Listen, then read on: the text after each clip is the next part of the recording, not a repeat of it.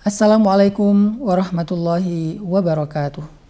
Allah Subhanahu wa taala berfirman, "Wa minan nasi man yaqulu amanna billahi wa bil yaumil akhir wa ma hum bimu'minin."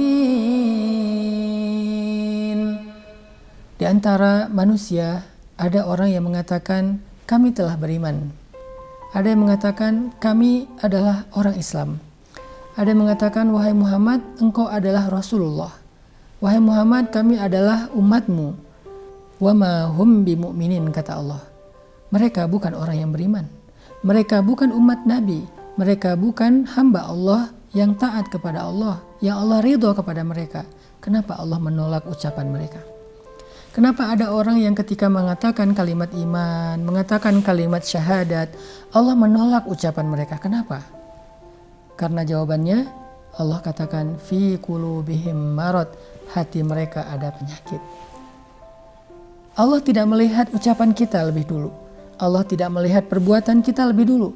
Tetapi yang pertama Allah lihat adalah isi hati kita. Sehingga kalau isi hati kita tidak selaras dengan perbuatan kita adalah perbuatan yang baik tapi hatinya buruk, maka Allah akan menolak amal-amal kita. Allah akan menolak ucapan-ucapan kita. Inilah pentingnya kita membersihkan hati dari amradul qulub, dari penyakit-penyakit yang bisa merusak amal kita. Membersihkan hati itu oleh para ulama disebut dengan istilah tazkiyatun nafs, pembersihan jiwa, pembersihan hati. Bagaimana cara kita membersihkan hati kita agar hati itu tidak kotor? Karena sesungguhnya hati itu adalah tempat Allah menyimpan hidayah. Sehingga kalau tempat itu kotor, hidayah itu akan rusak. Hidayah ini seperti sesuatu yang mudah sekali rusak. Dia berharga tetapi gampang rusak. Seperti makanan yang mudah basi. Sehingga ketika dia disimpan di satu tempat yang kotor, maka hidayah itu akan rusak.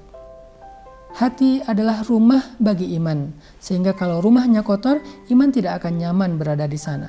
Hati adalah tempat Allah Subhanahu wa taala akan mengilhamkan kebaikan. Tetapi kalau hati itu penuh dengan keburukan, maka ilham-ilham kebaikan dari Allah tidak akan masuk ke dalamnya. Al-Quran, kemudian rahmat Allah, kemudian ide-ide yang baik, semua itu tidak akan masuk ke dalam hati yang kotor. Makanya kita harus rutin membersihkan hati kita. Kita rutin membersihkan perangkat elektronik kita, membersihkan handphone, membersihkan laptop, baik yang fisik ataupun yang softwarenya. Hardwarenya kita bersihkan, softwarenya pun kita bersihkan. Supaya apa? Supaya semuanya bisa berjalan dengan baik. Begitu juga dengan hati. Karena kata Nabi SAW, sesungguhnya di dalam tubuh manusia ada segumpal darah yang kalau dia baik, seluruhnya ikut baik. Tetapi kalau dia rusak, seluruhnya akan ikut rusak. Maka dia adalah hati. Hati adalah rajanya tubuh manusia. Sehingga ketika dia mensabdakan kalimat yang baik, maka seluruh organ tubuh manusia itu akan melakukan kebaikan. Tetapi kalau raja ini menyampaikan perintah kepada keburukan, seluruh organnya juga akan ikut melakukan keburukan. Yuk kita perbaiki hati kita. Yuk kita bersihkan hati kita. Salah satu cara membersihkan hati adalah dengan istighfar kepada Allah Subhanahu wa taala. Istighfar adalah seperti hujan yang membersihkan bumi dari kotoran-kotoran. Istighfar adalah seperti api yang membersihkan dosa sehingga tidak tersisa.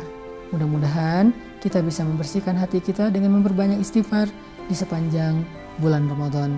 Dan kita juga perlu belajar tentang hal-hal yang membuat hati kita menjadi keras. Ada banyak hal yang menjadikan hati seseorang itu keras. Sehingga kalau hati sudah keras, dia tidak mudah untuk tersentuh. Ketika membaca Al-Quran dia tidak tersentuh. Ketika mendengarkan nasihat dia tidak tersentuh. Ketika dia sholat dia tidak khusyuk. Kenapa? Summa qasat qulubukum min ba'di dzalik fahiya kal hijarah. Kemudian hati kalian menjadi keras setelah itu. Setelah apa? Apa yang menyebabkan hati Bani Israel menjadi keras? Apa? Ternyata yang menyebabkan hati Bani Israel menjadi keras, summa qasat qulubukum min ba'di dzalik, adalah al-jidal, banyak berdebat dengan nabi-nabi mereka.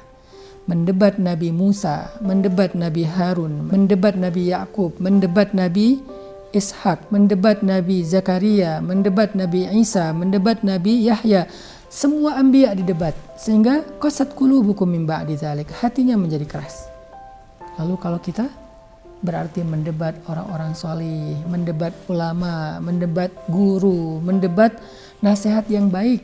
Semakin sering kita mendebat kebenaran, summa qasat qulubukum, semakin keras hati kita untuk menerima hidayah. Maka cara membersihkan hati itu adalah dengan istighfar.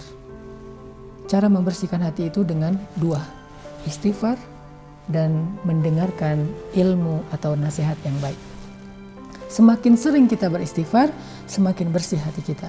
Semakin sering kita mendengarkan nasihat-nasihat ilmu yang baik, semakin bersih hati kita. Dengan demikian, yuk kita dawamkan dua kebaikan ini dalam hidup kita selama Ramadan dan setelah Ramadan. Satu, dawamkan istighfar sebagai pembersihan hati dan jiwa. Yang kedua, jangan mendebat guru atau ulama saat mendengar nasihat-nasihat baik dari mereka.